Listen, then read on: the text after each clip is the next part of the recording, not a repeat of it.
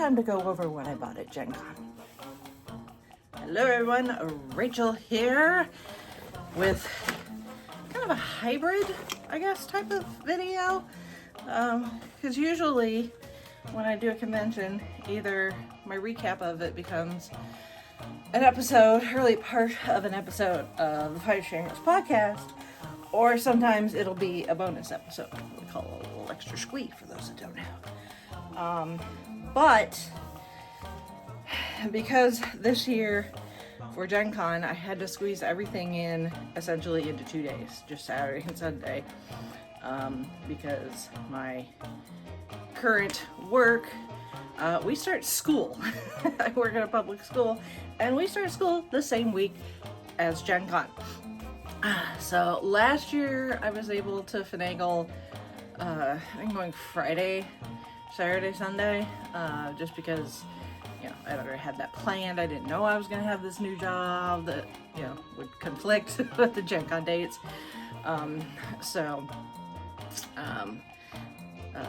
But this year, you know, I can't say that I didn't know. So it is what it is. It's unfortunate, especially considering just how big GenCon is. Because some people are like, oh, 2 days, that's, you know, you can still fit a lot into 2 days. Yes, if it was something like PopCon or maybe GalaxyCon, but not GenCon. GenCon is just, it's huge. And it's one of those things where you almost have to like experience to understand just how massive of a footprint GenCon is, and just how busy it is with the sheer number of things happening almost 24 hours a day for 4 straight days. 5 if you count trade day. So yeah, so I'm gonna kind of give a bit of a play-by-play, I think, while I'm showing you the stuff that I got. Most of this is stuff that I did purchase with, you know, my own money, or, you know, mine and my husband's money. Some of this he did ask, request. Because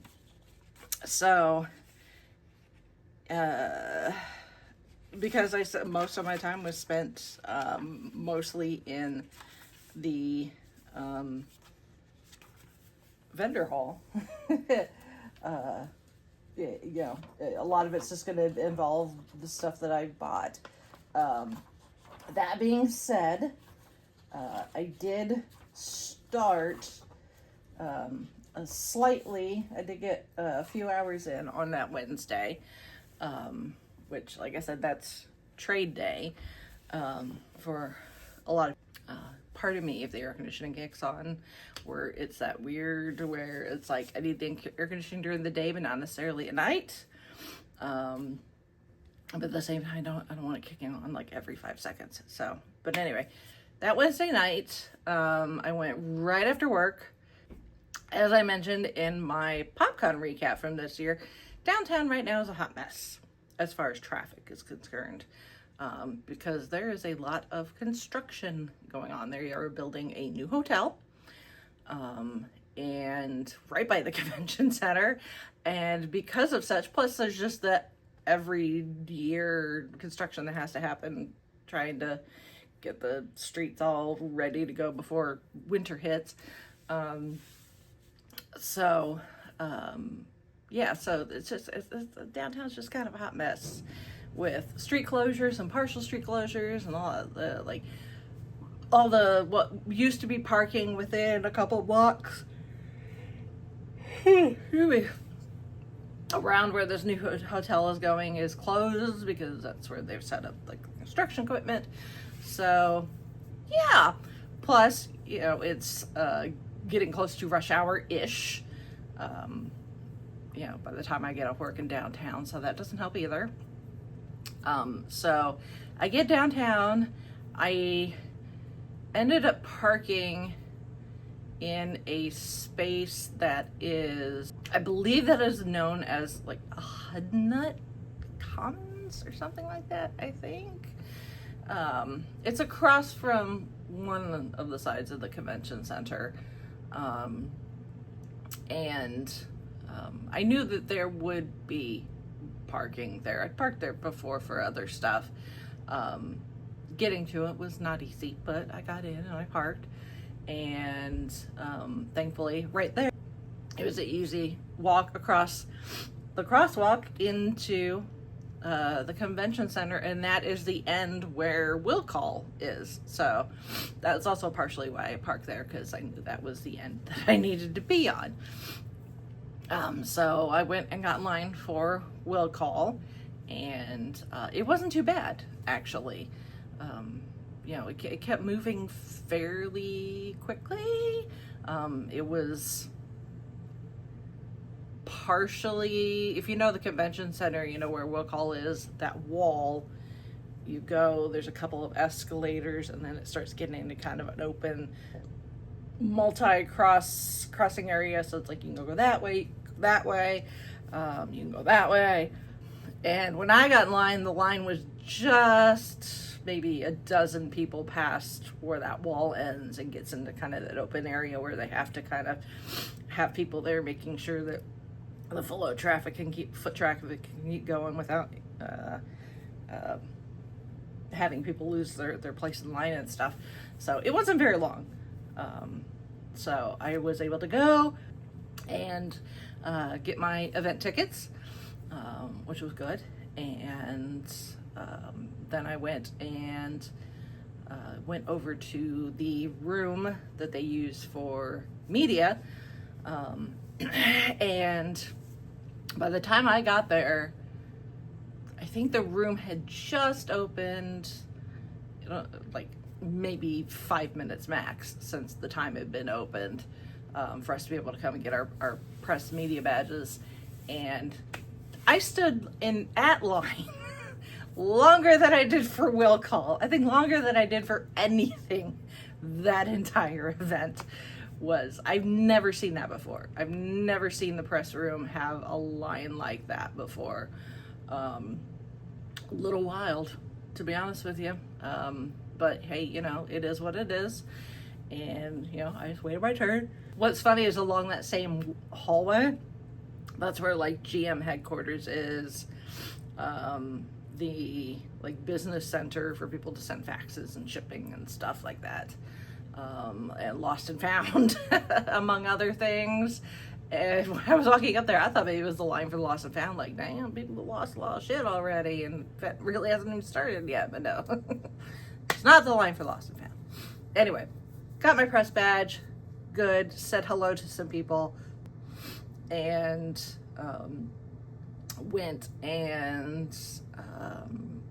over to the outside. In the area in between Lucas Oil and the convention center, because Georgia Street is still a hot mess. That's where they've got all the food trucks and stuff, and they were going to do the tapping of the keg for the Sun King beverage of this year's events. And because it was Wednesday, hardly any of the food trucks had actually moved in yet. So there was just a handful of vendors, but it was hot. It was really hot. And of course, I came straight from work, so I'm dressed for work. So I'm not casual. I mean, I'm not dressed up, but I'm not like jeans and like a t-shirt either, or shorts. And I still had time before a thing I was going to, so I wandered around a little, just see who was there, and I was like, whatever. But then there was an ice cream food truck, and I was like, it is hot. That sounds like a really good idea. And it was, in fact, it was not just ice cream, it was nitro ice cream, which is where it's like really like sub-zero cold, and considering how hot it was, that was perfect. So I got like, it was like cookies and cream type ice cream. It had like whole Oreos in it, you know, and stuff. So it was really good. It was really cold, so it felt and tasted really good. But then I went to the restroom, washed my hands and all that fun stuff, and then went upstairs to the second floor of the convention center. The upstairs is closest to the main people that know the 200s.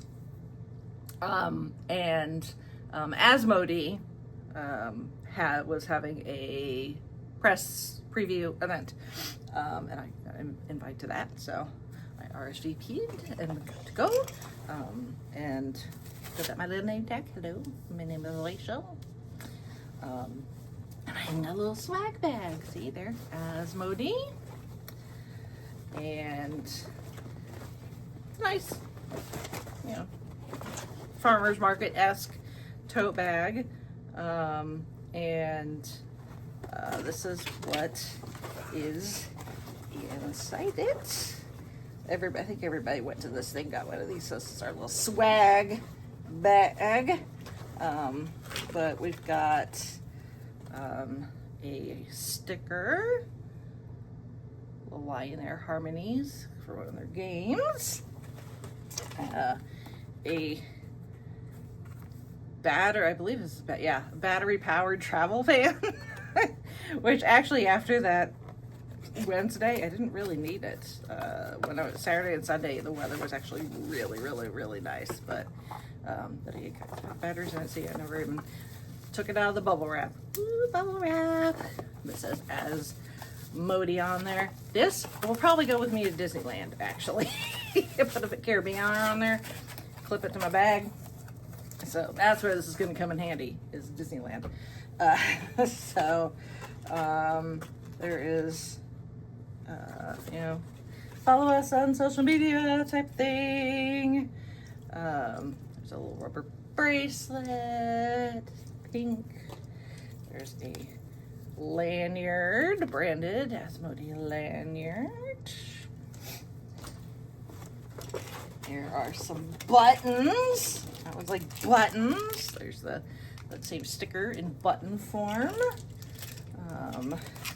There is. Are you an Asmodee angel or an Asmodee devil?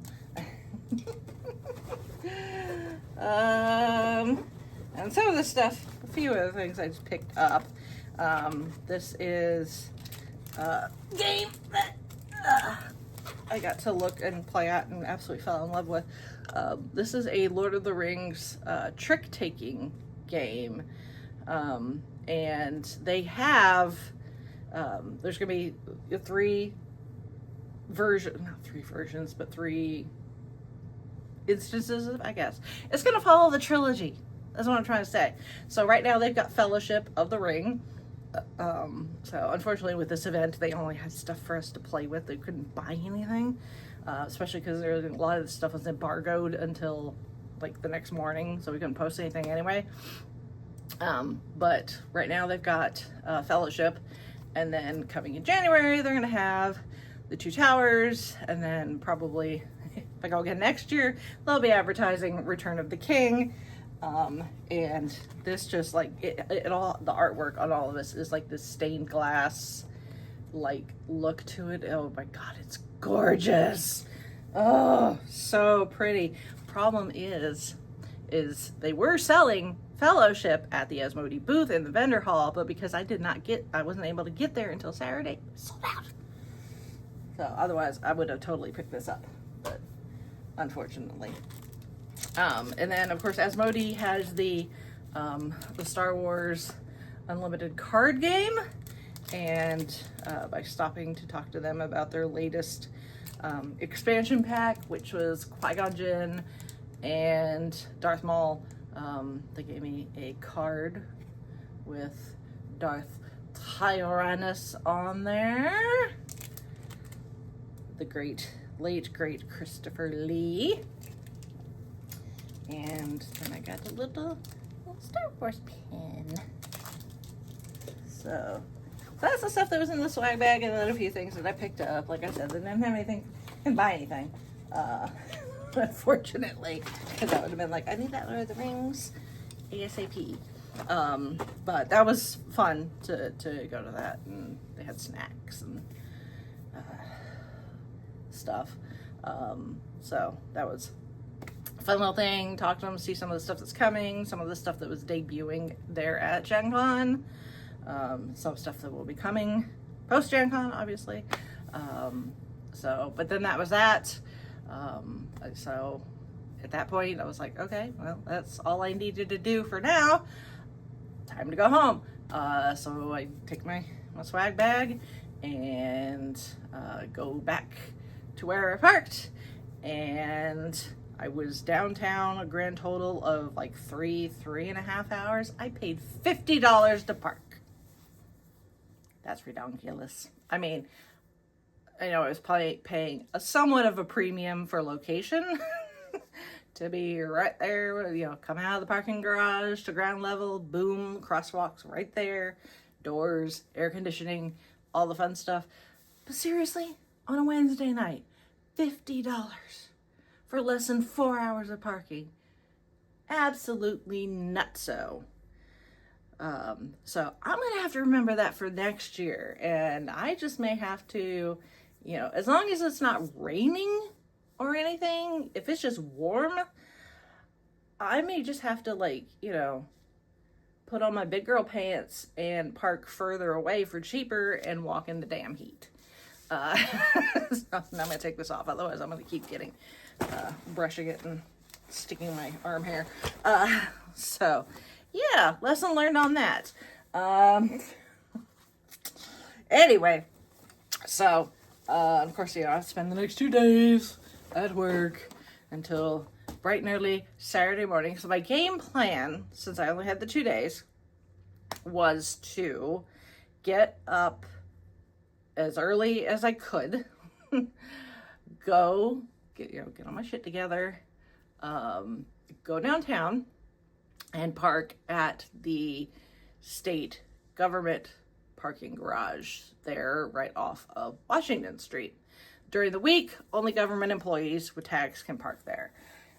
Sometimes in the evenings with special events, they will open it up if it's after 5 o'clock, but usually Monday through Friday, government employees only.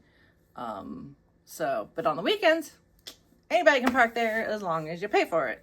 Willing to pay for it. So, again, not a bad location. It's, you know, this is Washington Street, kind of, I mean, it's connected to the JW Marriott in a way, if you go down the right gerbil tunnel. It's connected to a couple of the hotels, which is nice. And thankfully, for that weekend, it was just flat rate parking. It was $20 for the day. So, that was much more reasonable in my humble opinion. So I got there bright ass early and, and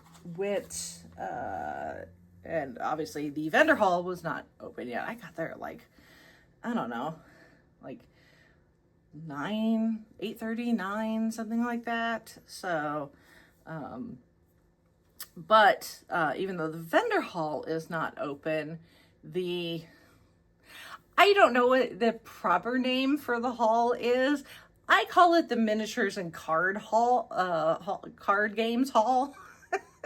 Because that is where you can go and play things like your Warhammer 40K and your Pokemon, your Yu-Gi-Oh, your Magic the Gathering type cards, among other things. They also have other stuff with miniatures.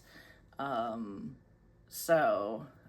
then there's some just like just random games where certain companies, just that's where they do their demos. That's where you can sign up to like play if you actually want to play, like in a proper tournament, that sort of thing. So I just call it the miniatures and card game hall because it takes up like, it's actually like, I don't know, I'd have to look at the signage, I guess, but it's like 4 to 6 halls where they just open up the doors. It's just one big ass hall. Those that have gone know what I'm talking about.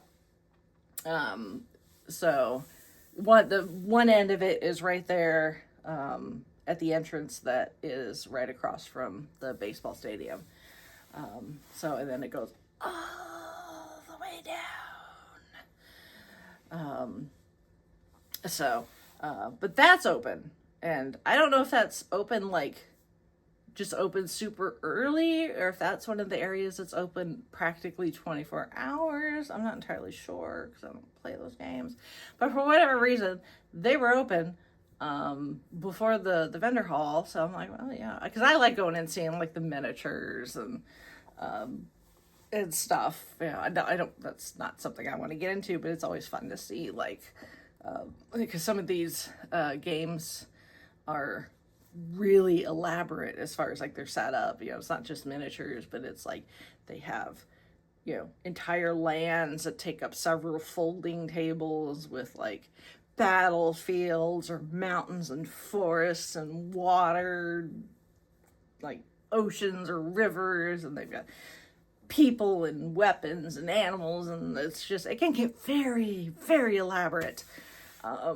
So it's always fun to see that stuff, because a lot of times they just kind of set it up and they just kind of leave it, you know, and they play throughout the event. So that's what I did. Is I walked in there, you know, I was drinking my beverage and having a little morning snack and just kind of wandering up and down. But I don't know how I did not realize this, but for some of those vendors, it's not just, you're not just there to, like, play. I mean, that's mostly why they're there. But some of them also sell their stuff in there. So you don't necessarily have to do all your purchasing in the vendor. I learned that very quickly. I ended up getting distracted. I mean, that's why I was in there, was to look, but I caught my eye, this one particular booth, it's the same company that makes the Dice Throne game, if you're familiar with that. But they now have this game called Slame Throne, and okay, I'm going to show my age here, but this is essentially Pogs for 2025, is essentially what this is. So if you remember Pogs, that's what this is. I even said that. I was watching some people play the games. You know, a couple of people had walked by and they're like, hey, you want to try this game out? So a couple of guys playing, and they got done and they walked away, and I looked at the guys that were working the booth, and I was like, okay, I don't know if any of y'all are the right age, but who remembers Pogs? And the one guy's like, I do. He understands what I was trying to insinuate with their game here, and I am on the struggle bus here trying to get this open. But yeah, essentially it is, you have your discs and then your slammer, and in this case you have either a passive ability, or you can try to catch, and you have to essentially take your slammer, you know, and you've got, well, I was gonna sneeze there. Anyway, I'll probably sneak up on my later. And you essentially, you slam it, and however many, it's not just knocking over the pile, but you have to flip the discs to get to the art on the other side, and that's how you know that you've gotten it. But then there's, like, abilities and stuff that the different players have, and I ripped it right. Okay, I'm gonna get some scissors. Hold on! I got scissors! Apparently, I am not smarter than a Ziploc plastic bag. Don't surprise me. Maybe it's just the fact that I got my fingernails, so I can't get in there. Anyway, it's really simple to play. You know, it's really short games. I mean, the instructions are printed on the bag. But anyway, they're having a special. Based on how many bags you bought, you got a discount. And this is actually their con exclusive set.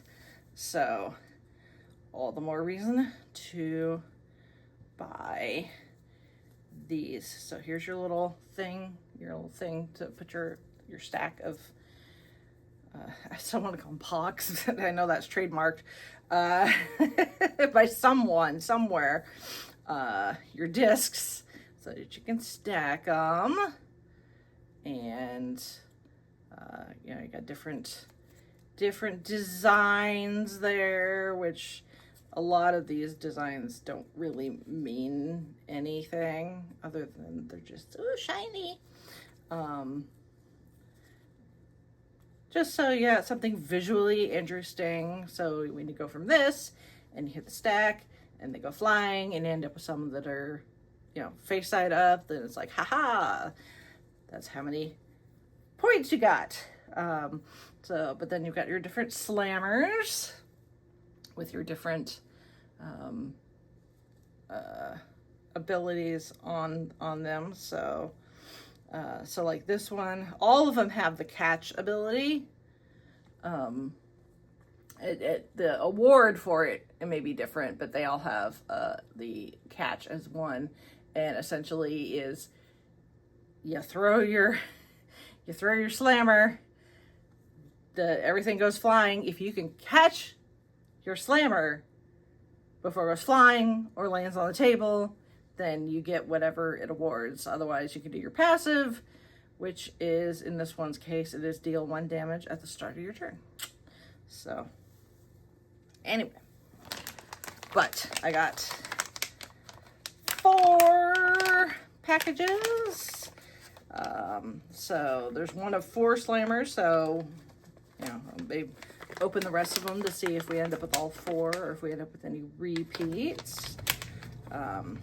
But, you know, with the sheer amount of discs, as it's really only a 2-player game, obviously the more discs we have, the longer we can play, the more complicated we can make it. So that is fun. So there are, so did I get 4 or was the thing 3? I don't remember now. Oh yeah, it is 4. Oh, it was 4.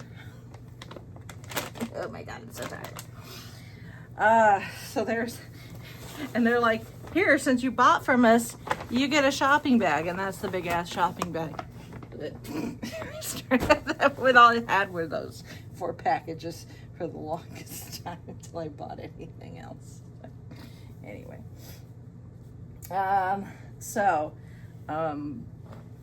The rest of Saturday was spent bouncing between the writer's workshop and the vendor hall. I ended up going to one which was actually not a writer's panel, but was actually part of the film festival, and it was the female filmmakers panel. So that was quite fun and interesting. So there's that. And then it was lunchtime. At that point, I was exhausted and I was hungry. Because I've been doing GenCon pretty consistently since like what, 2015-ish, 2016, I think. Not the first year that we started the podcast, but not long after that, a year or 2 after that.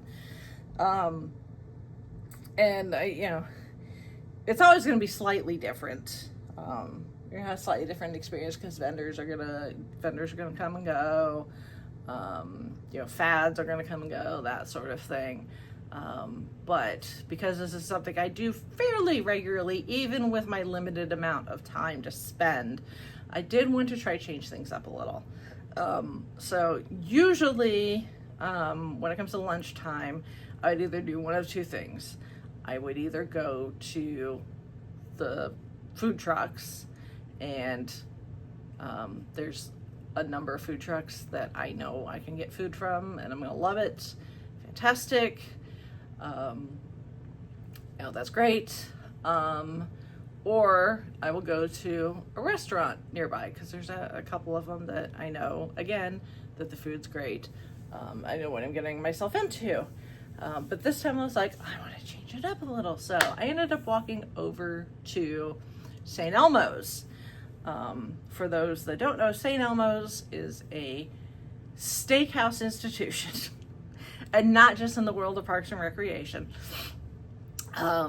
It's St. Elmo's has been around for I don't even know how long, in that location in downtown Indianapolis, and usually they are a evening establishment. They're a place you go for, like, to eat before or after a show, like the Mirage, or maybe a football game or basketball game or something else downtown, concert or something. But during GenCon, before, they've offered box lunches, which I know sounds weird coming from a steak place, but they can do it. But I don't think they offered them this year. Instead, what they did is they opened up early than they normally would for regular service.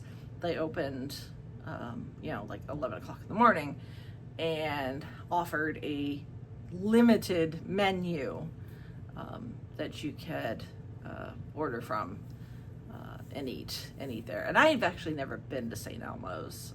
I know the shrimp cocktail is like supposed to be world famous, especially considering how hot it is, because they put like 5 bazillion pounds of horseradish in it or something. I don't know. That's not something I'm gonna eat. I don't do cocktail sauce. I eat shrimp like once every 10 years, and that's about it. So, not gonna touch it. But this time I was like, I'm gonna do it. I'm gonna go to St. Elmo's. So that's what I did. They sat me at the bar. There was different sports on the TVs. I had a book though that I was reading, and I had a cocktail, which was rather nice. And I had a wedge salad, which was really good. Yeah, it's blue cheese and bacon and tomatoes. It's like all good. It's a BLT in salad form. They give you a basket of different breads and this butter, and most of the bread was actually pretty good.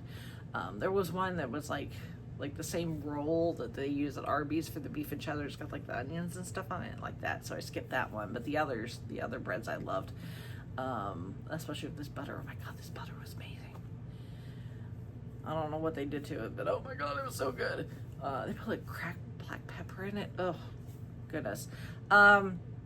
And then I got an order of sliders, which that's normally what they offer in the box lunch. So it's essentially their steak sliders. In this case, I got the ones that are Wagyu beef, which I've never had before. So it was Wagyu beef with blue cheese, and I think that was it. I think that was the only anything they added to it. Because if you know Wagyu beef, it's supposed to be like choice. As far as beef is concerned, and now I see why. Oh my god, these things, I barely had to chew them. The steak was just so tender. It was just like I could not. It was so good. So I had that was my lunch, and quite enjoyed myself. Getting away from the hustle and bustle, having a little cocktail, doing some reading.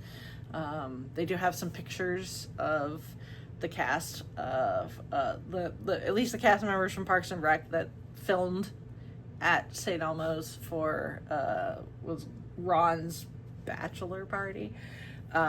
So that was kind of cool. So yeah. And then after that, this is one of the paper towels that was in the bathroom. So I was like, it's St. Elmo's branded. So I was like, I'm just going to grab that.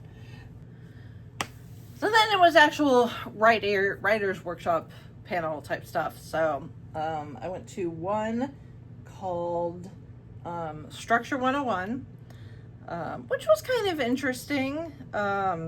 Unfortunately, it's a blessing and a curse. It's great that GenCon offers the writers workshop forum type thing as part of the GenCon events, and they're not extra or anything.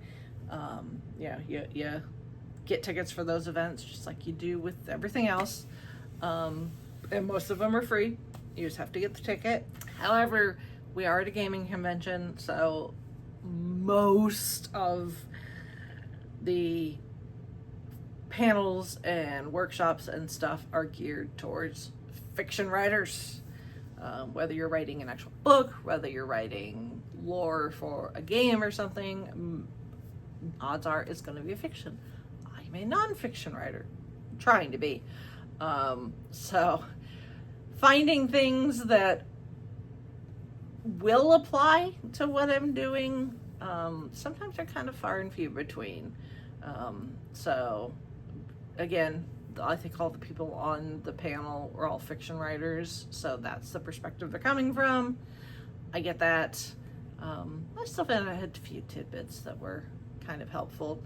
And then after that, I did my first ever coffee clatch. I think that's how you pronounce it.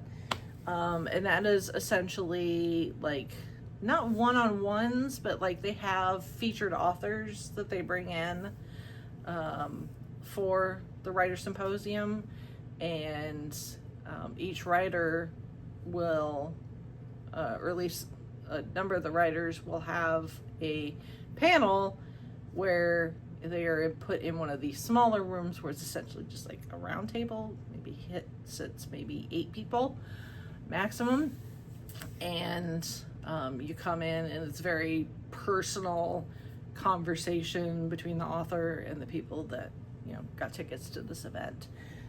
So the one I did was with Erin Roberts, and she is a professor, a writer. Obviously, she's also a podcaster. She does the Writing Excuses podcast. Probably need to listen to that. She's a woman of color. So I thought, her perspective would be quite interesting. And it actually turns out that one of the other people that had gotten a ticket is somebody I know. So that was kind of fun. But yeah, she was really fun to talk to. And then I went back to the vendor hall, partially because I needed to start covering some ground, and also because she had actually mentioned a few things that I want to check out.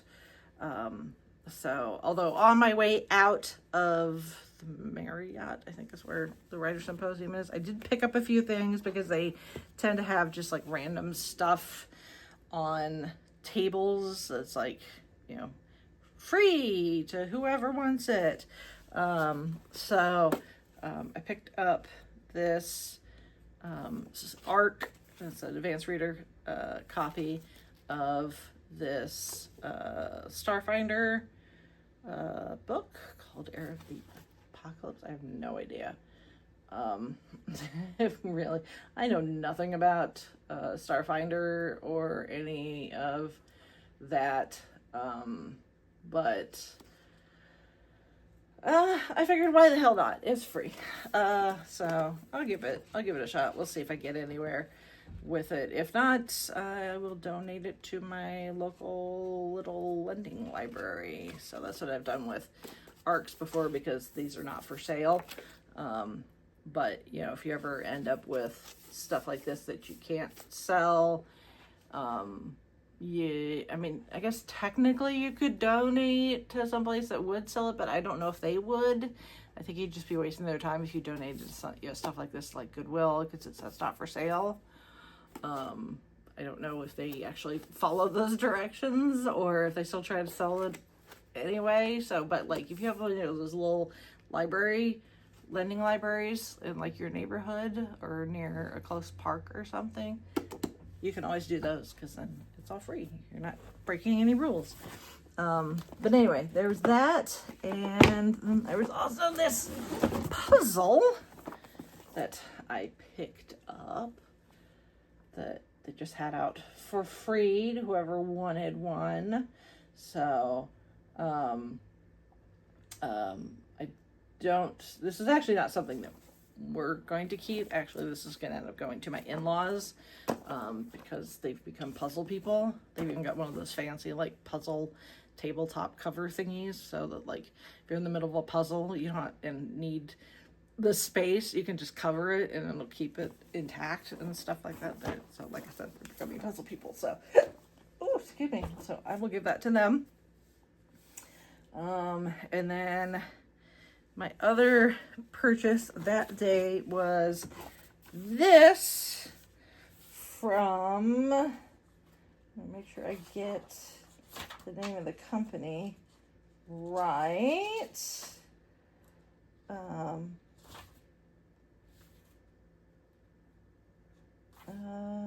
don't have the vendor written down, so this specifically is from One It Games. I don't remember the name of the table because it was like an independent creator like company.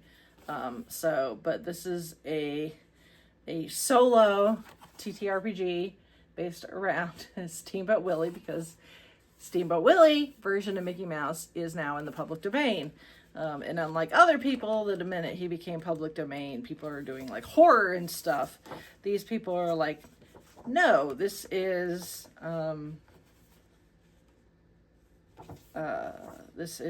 actual Steamboat Willie. So the thing is you are a cartoonist working for the company in Burbank. And you've got different things you have to go through, tasks you have to complete if you want to make it in Hollywood as a cartoonist. So, I mean, it's Disney, and it's also a solo TTRPG, which means I can do it all by myself. So I was like, sold. And I think I pretty much closed out the vendor hall. I think I stayed until it was pretty much over. And then went home to rest my pulled up feetsies in my back and stuff. And then essentially rinse and repeat again Sunday morning. Get up super early, go downtown, park at the same parking structure. Again, $20 for the entire day. And again, got there before the vendor hall opened. Of course, walked again through the miniature / card game area, gaming area, and this time picked up a few things that I had seen the day before, and I was like, I'm gonna wait and see, if I still want it the next day and they've got it, then I can get it, that sort of thing. So this I got, these I got from the same booth. Again, it was it's called the company is called the Outset, outsetmedia.com. It's just a couple of trivia games. This is for the early aughts. They had 80s, 90s, and early aughts. I figure with the people that we tend to play with, the odds are going to be, since they're the most recent time-wise, that we're going to remember the most, I would hope. And then this one is movie trivia that is just all sorts of movie trivia.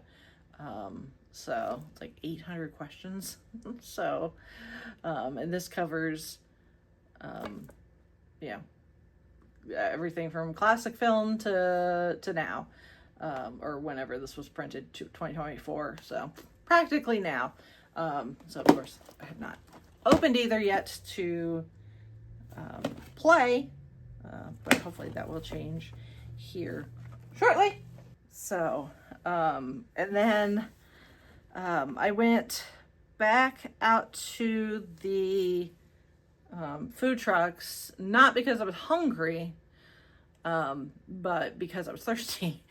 And I wanted something more than water, but not coffee either. And there just happened to be a food truck out there that did smoothies.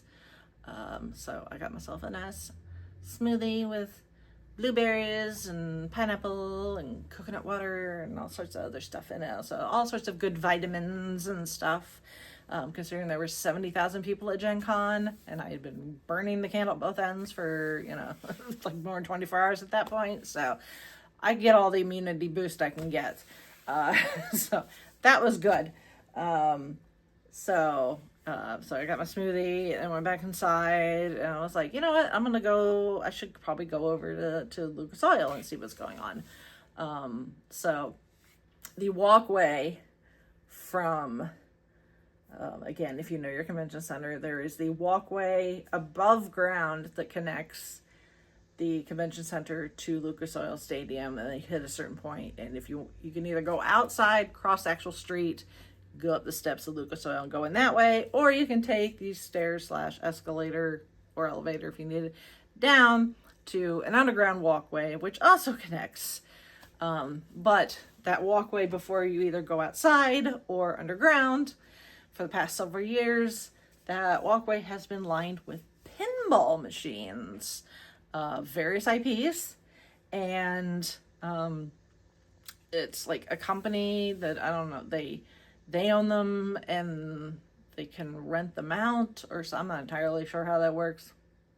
It probably doesn't matter to me. It must work for them because they've been doing this for several years, and I've walked by those pinball machines year after year after year after year. They've never bothered to stop, and I'm like, damn it, I'm going to this time because I got time to kill. It's like, I'm here, I got the time, I'm gonna get myself the damn player's card, which I did.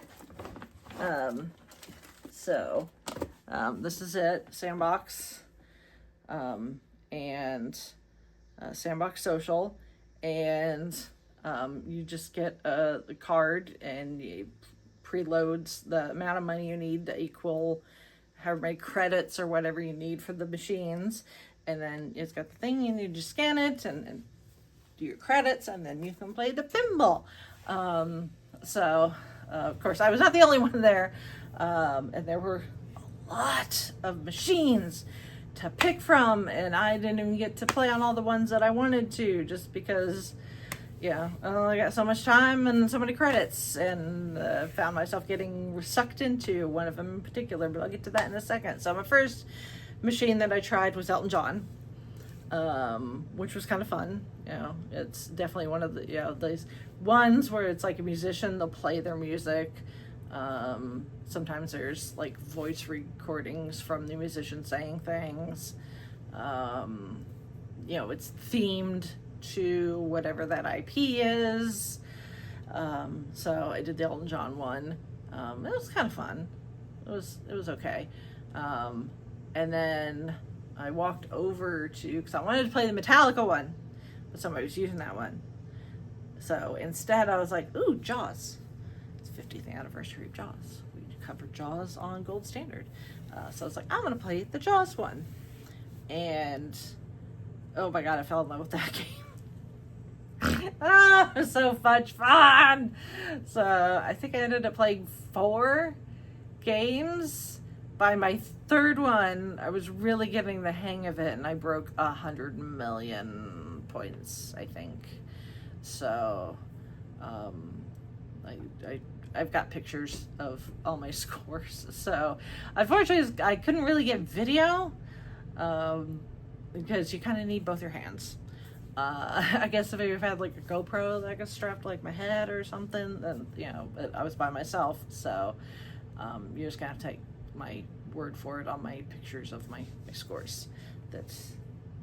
I was not lying. That's my score. But yeah, the Jaws one was so much fun. Oh my goodness. And then I played the Metallica one. I ended up playing that one 3 times, I think. And with the Metallica one, you get a different Metallica song each time. You're supposedly able to pick. I couldn't quite figure that out, so I just let it pick for me. Ended up getting 3. I've got Fade to Black and King Nothing, which is one of my favorites. Where's your crown, King Nothing? Right there. There's King Nothing's crown. And I forget what the last one was. I don't remember. Was it Bells? I think it was Bells. I think it was For Whom the Bell Tolls.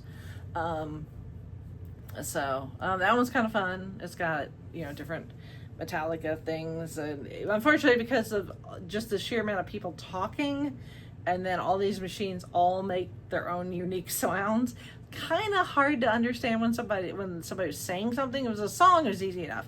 When somebody was talking, it was a little difficult to understand what exactly they're saying. But they have like recordings of like all the guys in Metallica, and you'll do something, and then you get James to be like, "Yeah, that was awesome," that sort of thing.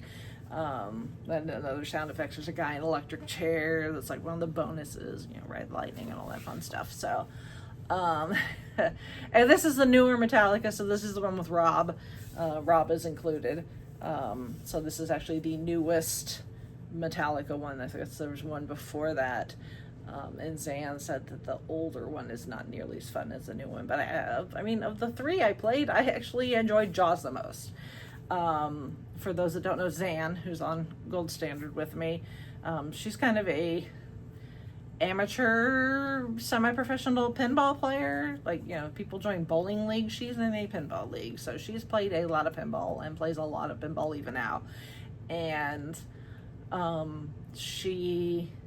I messaged her, and I was like, oh my God, the Jaws one was so much fun. She's like, I love the Jaws one. I'm like, I can see why this one was so much fun. And she also clips from the movie and stuff. So that was a lot of fun. So that was a good way to kill some time, and I'm so glad I got to do that. I'll have to remember that next year. Next year, the Shark and I are going at it again. I'm just gonna have to I'm pretty sure I can reuse that card next year. I can just reload more credits on it, so I'm gonna hold on to that for next year. So then I walked out and did the underground tunnel to over to Lucas Oil Stadium, and in that, once you get down that hallway, and then once you go through the doors that technically puts you inside Lucas Oil, in that area is they're doing like community, like small vendors that aren't gaming, like gaming companies and stuff like that. So you have people that make their own, like they do their own 3D prints and jewelry, just like other geeky, artsy type stuff for sale. Although, again, because it was early, not everybody was set up yet. So I was like, I'll check it out more on my way back out. So I walked over to Lucas Oil. Of course, it empties right there onto the football field. Of course, they've got the football field covered, except on the very edge. You can see some of the grass and some of the dirt and stuff, because the Colts play on a hybrid field, so it's not completely grass, but it's not completely AstroTurf either. So that's what's kind of fun there to be like, look at me, touchdown. Not really, I'm not athletic. But that is also where they have some more card game type events. That's where they do, again, like some of the Magic the Gathering type things. That is also where the gaming library is. So if you sign up for that, you can go borrow games and play. It is right there. And True Dungeon, actually, I believe is still in Lucas Oil somewhere. They do use some of the conference type rooms for some panels. workshop type events. But my purpose, I had a purpose, not just to, well, I wanted to make sure I got over there for one, because there's some years I just don't make it over there. So I did want to make it over there for one. But in this case, I was a woman on a mission. There was a vendor there selling Magic the Gathering cards, among other things. And I was like, I need to buy some packs of Magic the Gathering cards. Why? Not because I'm taking up Magic the Gathering again. Chauncey and I played back when we first started dating. And I was not very good at it, but yeah, it was a fun thing to do. Obviously, yeah. Tastes and stuff have changed since then. But because of my time on the interwebs, and because the algorithm is a blessing and a curse, because sometimes it shows me things that are relevant to me, but my bank account at the time is not necessarily relevant. Turns out in Magic the Gathering, they have about half dozen different designs that are essentially corgis. Yeah, Magic the Gathering has corgis on some of their cards. Like I said, I think there's, from what I have dug up, it's about 6 to 8, maybe, that you can look at it and be like, that's a corgi. They might not call it a corgi, but it is a corgi. So I looked up and to see which expansions, I guess. I'm so out of the card game thing, so I don't even know. So I had to look and see which expansions had corgis as their artwork, so I knew which ones to buy.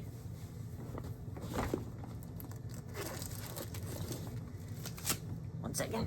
Ugh. So yeah, they were like, can I help you?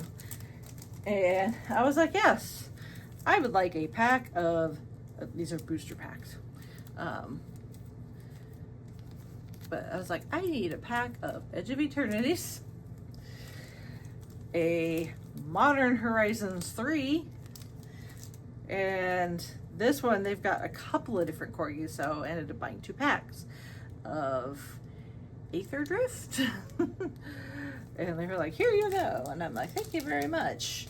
And then I opened these not until like the next day, when Chauncey could film me doing a opening. So opened all 4 of these, 1 pack at a time.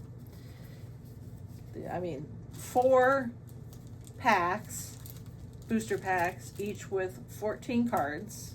So that's 56 cards. And wouldn't you know it, it was the last pack, which was the second of the Aether Drift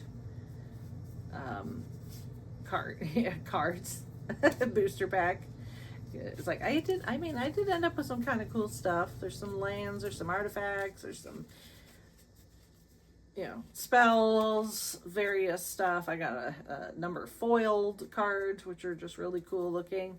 But wouldn't you know it, it's the very last pack. Not necessarily one of the last cards, but definitely it was definitely the last pack, because I have the video. I should post it as its own thing. And wouldn't you know it, I was like, why is this? Oh, it's double-sided. And then I was like, why is it? I keep turning it over and it's not. Anyway, sorry, distracted, ADD. Anyway, there it is. So this is District Mascot, creature, Dogbound. This is green. Creature enters with a +1/+1 counter on it. 1 mana, remove 2 +1 counters from this creature. Destroy target artifact whenever this creature attacks while saddled. Put a +1/+1 counter on it. Saddle 1. So, but look at it. It's a fluffy corgi with a fluffy tail. See, again, no mention of an actual corgi. It is a dog. But that Yeah, those of us that know, we know that is a damn corgi. So 1 card out of 56. So I've got 55 Magic the Gathering cards that I have no idea what I'm going to do with. Because, like I said, I'm not taking it up. So, you know, if anybody wants to take these off my hands, make me an offer. I don't know. Or maybe I'll find something to do with them. I don't know. But, yeah, I got my 1 corgi. Them's the breaks. All right, so yeah, I got my Magic the Gathering packs, not knowing if I'd scored a corgi or not. I would not know that for another 24-ish hours or so. But make my way back, stopping at some of the artist / crafty type booths to see what they've got going on. And then there was this one vendor, funny enough, at least her business name, I guess. I don't know if her name actually is Zan, but it did catch my eye. Because, like, hey, I know a Zan. But anyway, as you can see, ArtisXan. But she makes these bags that purposely are made so that you can carry your water bottle along with some of your shit. So this is the bigger of the two. The smaller of the two, really, this part is just big enough for the water bottle. I was like, no, I carried way too much crap. But it's got a divider in here that's velcroed in, so if you need to, you know, be strategic with your arrangement in there, you can. This comes loose. It's got the stretchy pockets there on the side for things like maybe like your sunglasses or something like that. It's got this zippered pouch in the front where you could hold stuff, but then this comes out and you can put pins or other flair right there, and that just slides. So without it, it's like that. So it's plastic here, clear plastic. You got space there, space behind it, but you can use space in front, slide that in, and you can put your pins there, or you can take it out if you want to have that, you know, use that pocket.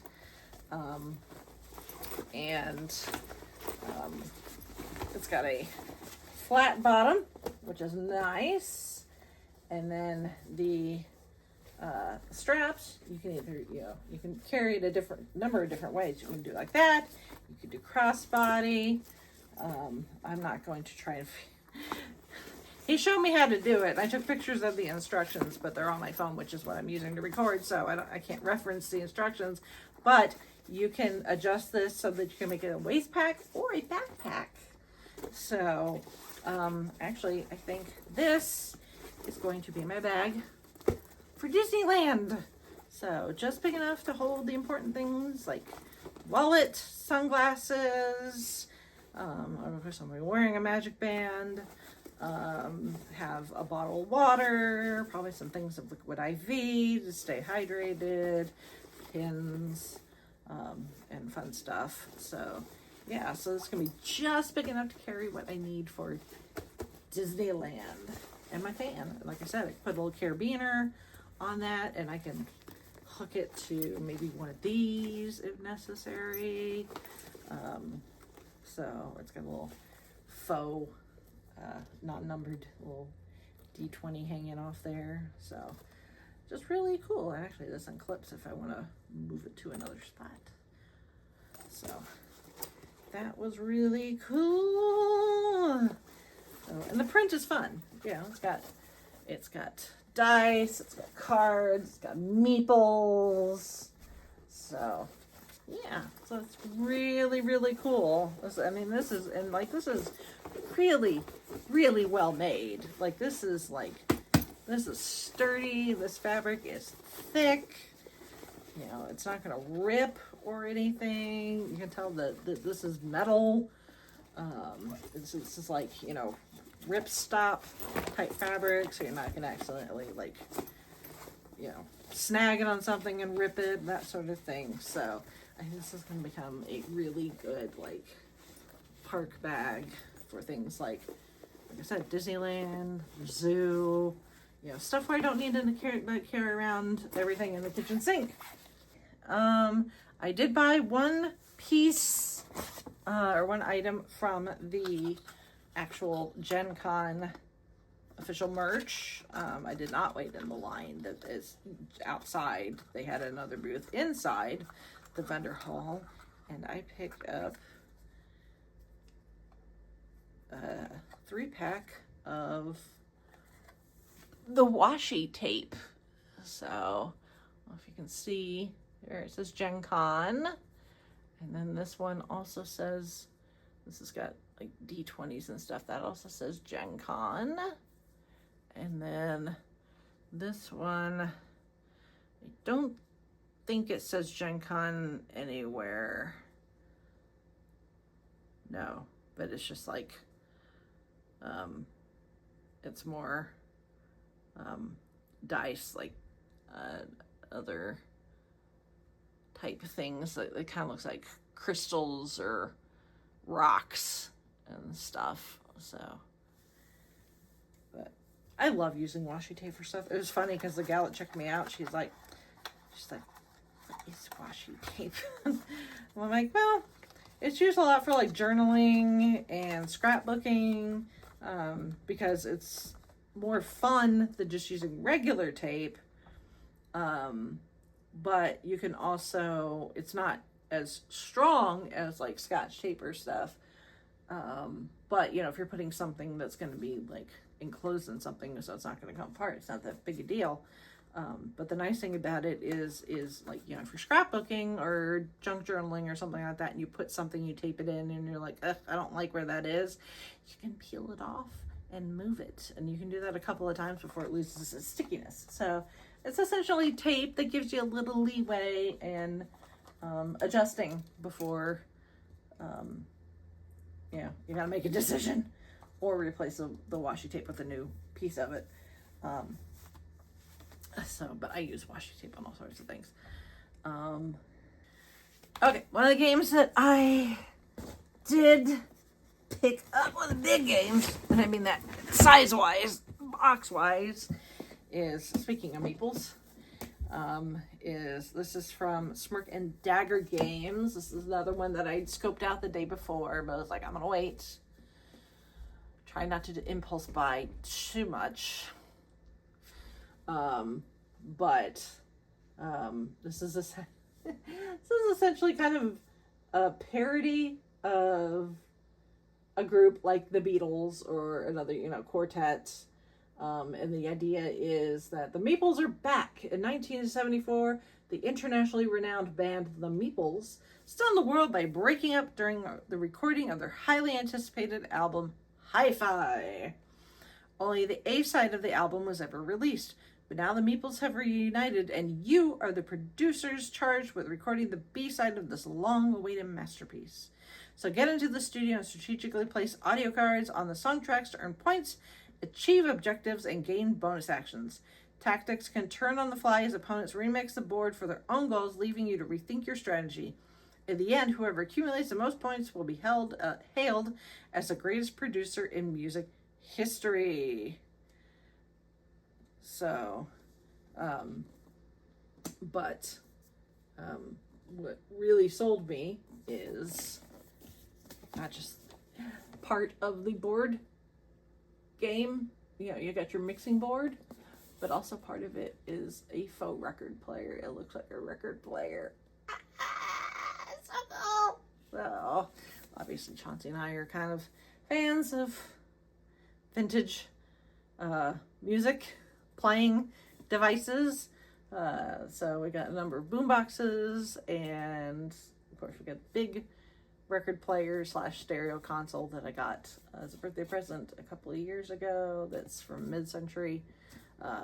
So yeah, this was like, as far as the aesthetic is concerned and the design, right up our alley. So looking forward to, plus I'm a huge Beatles fan, so it's like, I'm sold. So there is that. The one thing I did get from Asmodee, and this is something I did demo during the press thing, is Spot It Catan. So if you've ever played Spot It, where you have these cards with these different, it could be symbols. It depends on which version you're playing, but various art. And most of the basic Spot It is you have cards in your hand. There's also cards on the table, and you're trying to match up. If you have something that matches one of the cards, you lay it, and then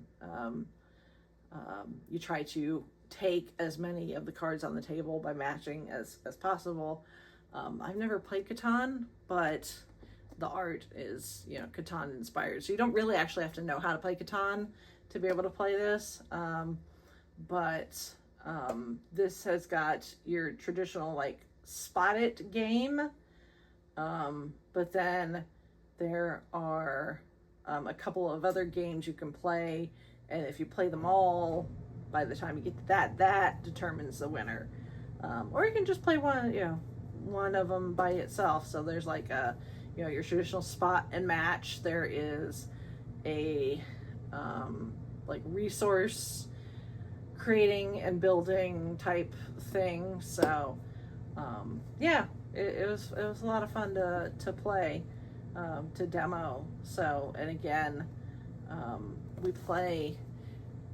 we have people that we play games with range from, our age to older to younger,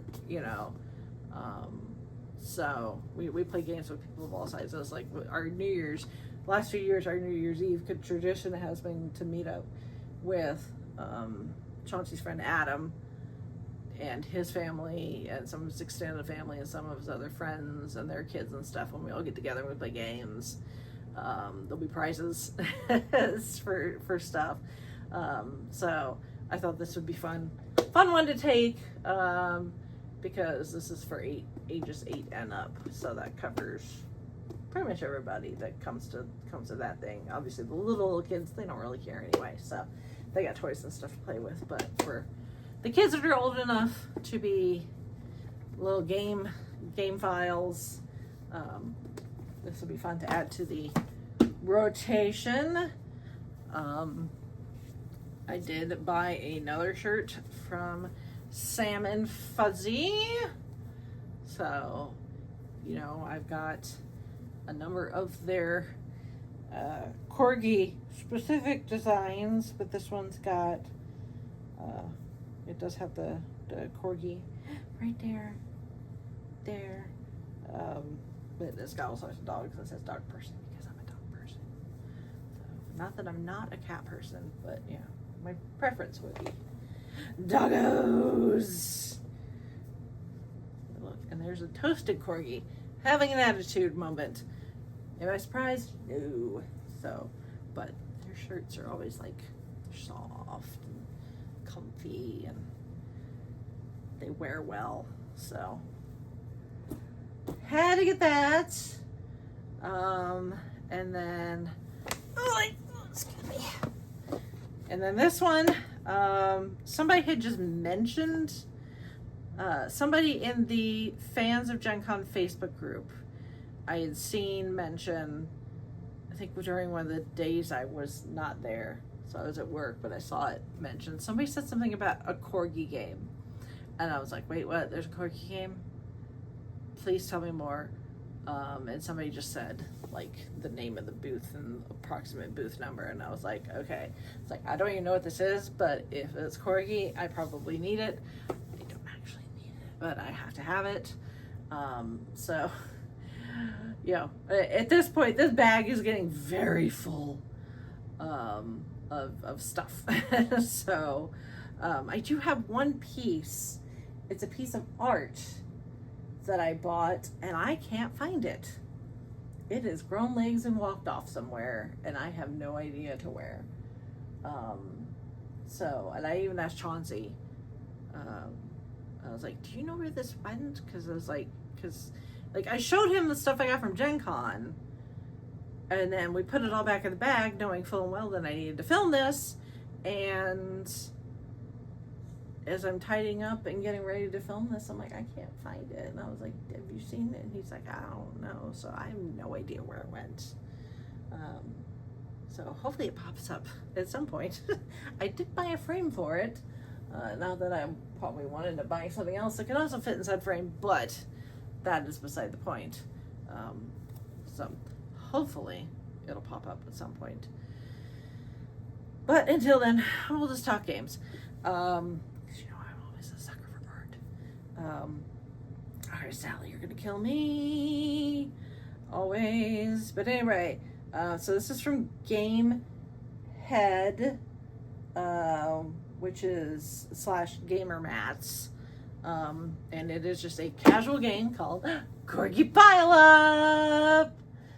So at the back it says, the cutie pie corgi pups just want to snuggle. Sadly, it's not always so easy to climb a doggy pyramid. And some pups will be left below the pile, but that's not as bad as it seems. After all, no one wants to fall from the top of a big corgi pile up. So it's fairly straightforward. It's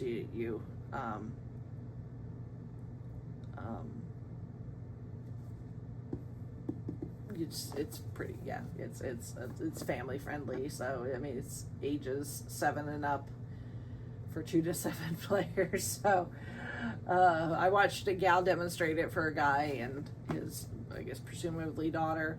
There is some strategy involved. Like you want to get to the top of the pile, but you can't go beyond that, otherwise you lose.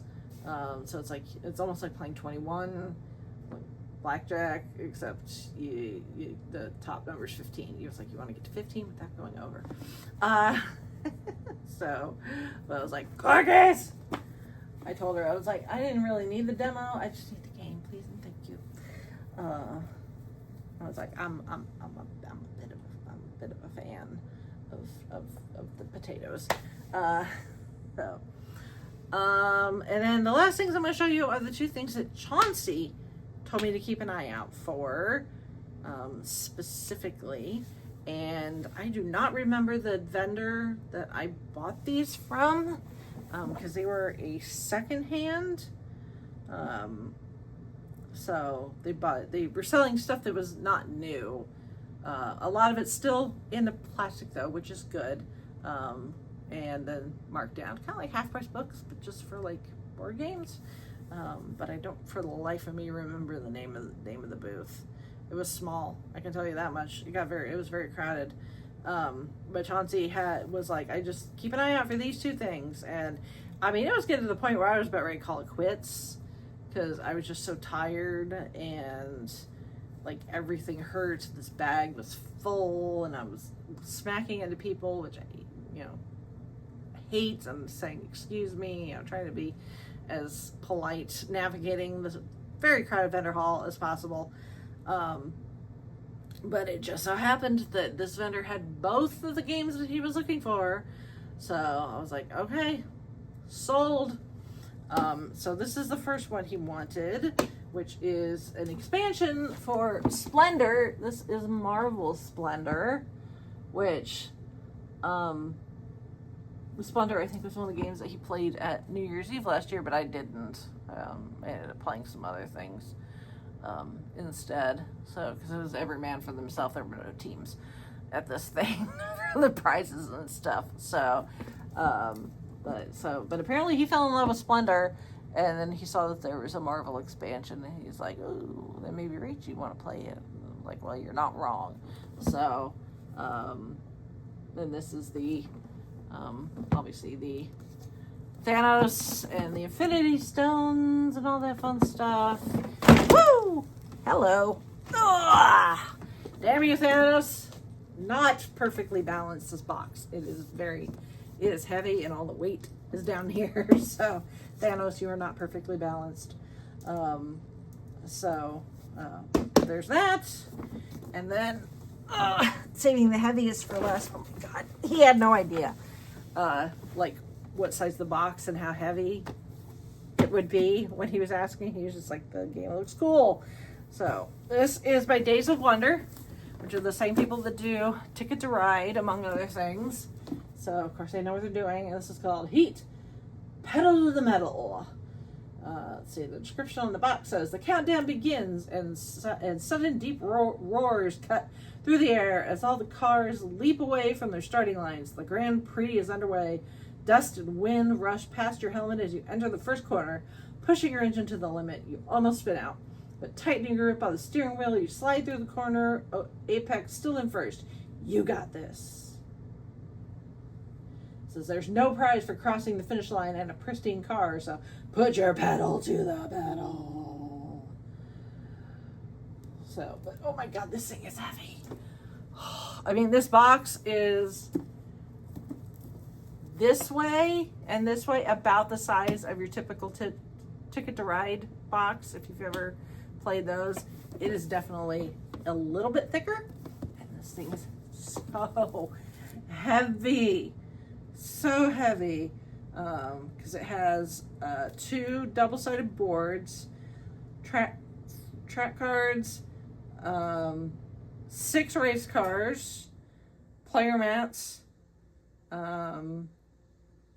like lots and lots and lots of cards, like 72 speed cards, 48 heat cards, and 37 stress cards, 114 upgrade cards, 35 sponsorship cards, 10 legends cards, 10 event cards, weather tokens, road condition tokens, press corner standees, a score pad, and the rule book. So, God, this thing is so heavy. I'm going to put it down now. So, yeah. So, at that point, once I added those to the bag, I'm like, I am definitely done. If there's anything else that I missed and didn't buy, I think the gaming gods were saying, that's fine, you don't need it. At least not this year. Go home, lady. So that's what I did.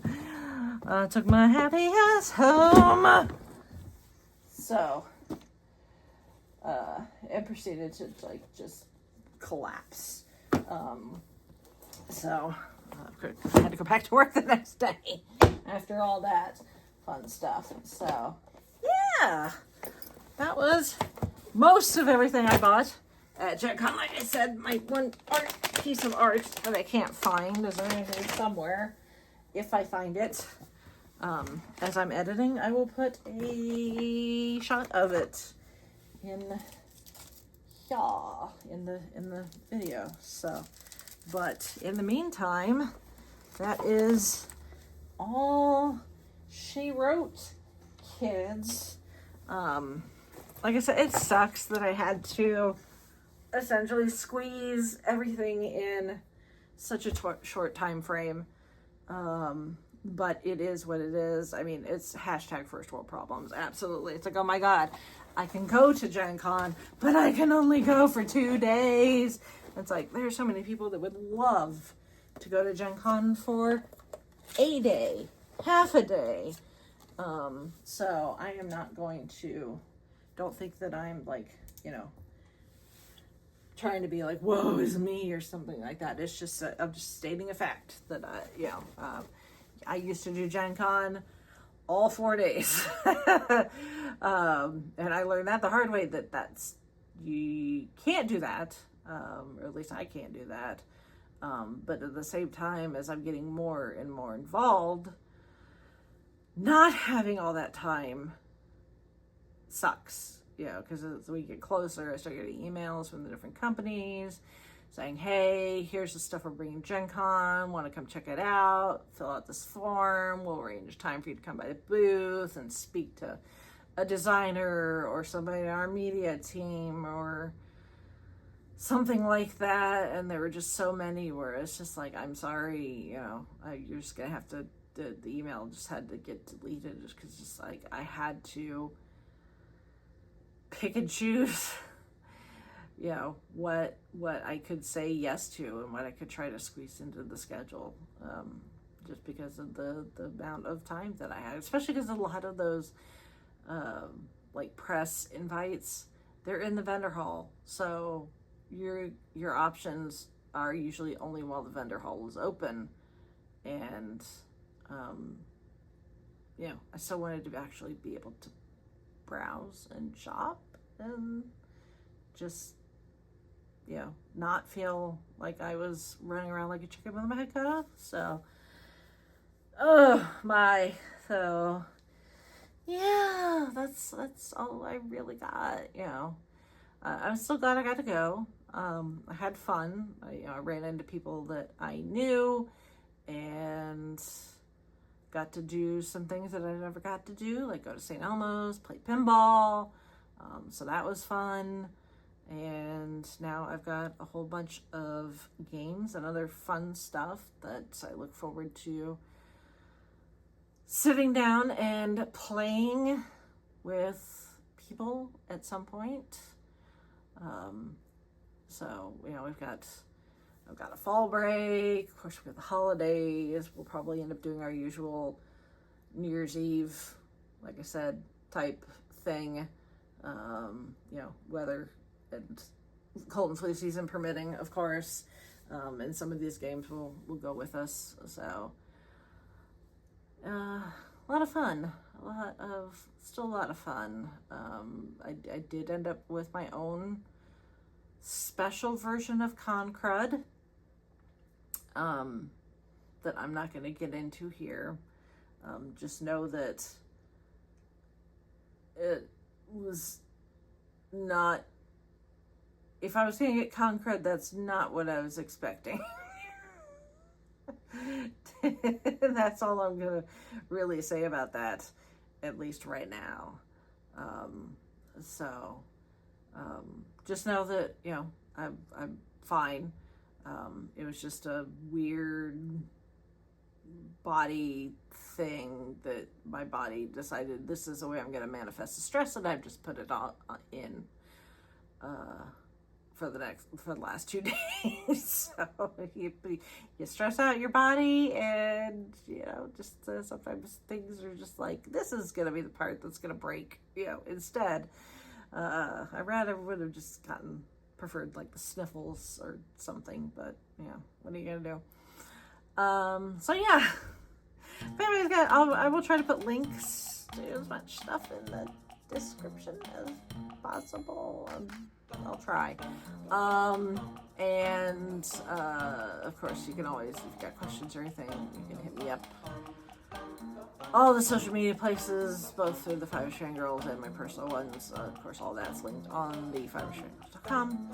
And yeah, until I guess next GenCon, that's going to be it.